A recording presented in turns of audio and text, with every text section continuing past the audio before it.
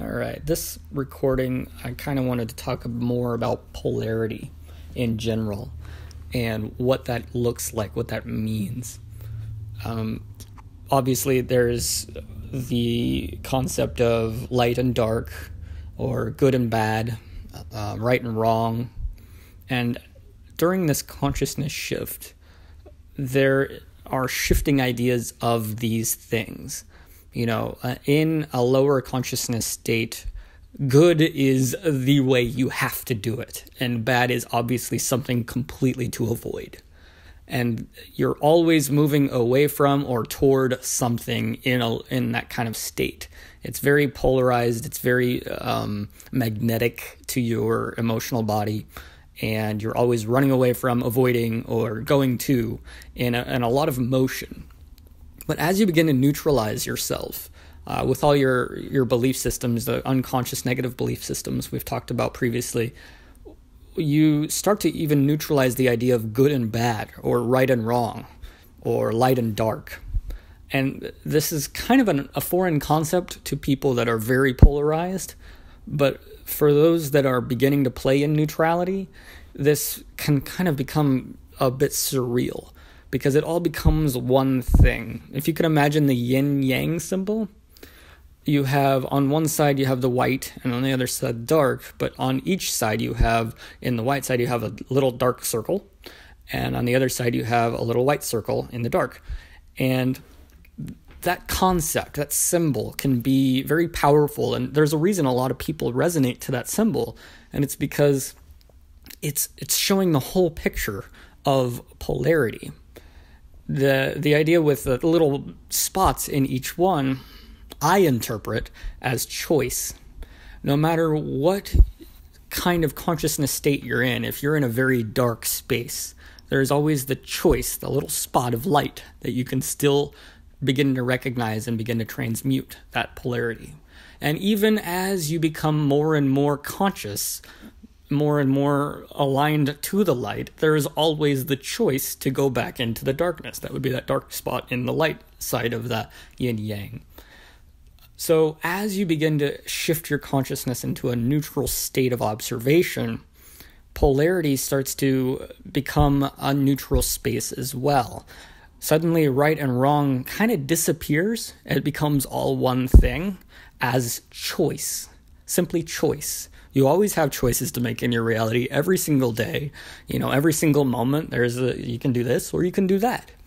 And when you align neutrally, suddenly it becomes very easy to realize that there's no real need to avoid the dark. You can simply discern that that's not what you would choose. You don't have to fear spinach, you just don't prefer spinach.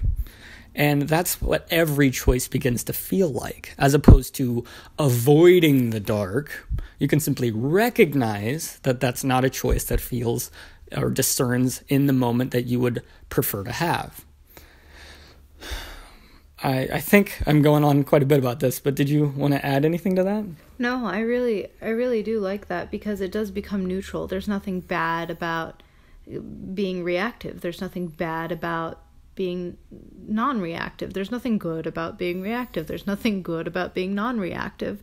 It's just a point where you can see what's happening. Yes. And it brings a quote to mind, and I'm not sure if we ever talked about it before, and I'm not sure if it's a religious quote, but I just had it come into my mind, and it's, see the world as it is, not as it should be. That's a quote I told you. I had a dream with Yeshua, and toward the end of the dream, he turned around and looked at me and quoted that. And I recognize now what that was, is simply the idea that the way that the world should be is, again, polarizing it. It's an idea. This should be like this. Right. It's a construct, and it's different for everyone, and that's okay. Right. As you release negative beliefs about yourself and about others, you begin to see the world as it actually is in the moment. And what is in the moment is completely valid for you because you're co-creating it.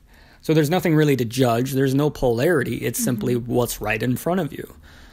as you play in what should be, they shouldn't be doing that, and these people should do this, and I shouldn't go there because it's bad. Those are all simply ideas, constructs that are illusory to what actually is. When I was still learning how to be observing of my reality, every once in a while I would have a thought like, I should have lunch because people around me are having lunch. So that actually became very interesting, because what actually was that I wasn't hungry. You just weren't hungry. And that's what it is. And this is just an example, but I think that is exactly what we're talking about. It's a small example. It's relatively unimportant, but for me, that was a very easy way for me to key on to whether or not I was being or shoulding. Right. Or thinking, being in the thinking mind and judging myself and the others around me and the situation, and not being present with my body. With what actually was. That's a great example, because it literally is in every single circumstance that a lot of people have so many ideas, so many constructs, thought forms about what should be right or wrong or good or bad in their reality. And those begin to clear out. And there's a kind of beauty. There's absolutely a beauty in the present moment. But you can't ever see that if you're polarizing in good, bad, right, wrong, should, shouldn't, light, dark. Mm-hmm. The neutrality that you begin to observe is the what is of the moment. Yes, exactly. And I think that's about it for me on this one. I feel like we could go on for a very long time, and I very much welcome anyone who has any questions or wants to have any discussion or input about this. We would love to connect with you and to talk with you, and honestly, it's just fun. It's just fun talking about it. I feel like there are a million things to say, but at the same time, I'm just really calm, and I'm just really happy, so we can leave it here too. It is what is. It is what is. Thank you. Thank you.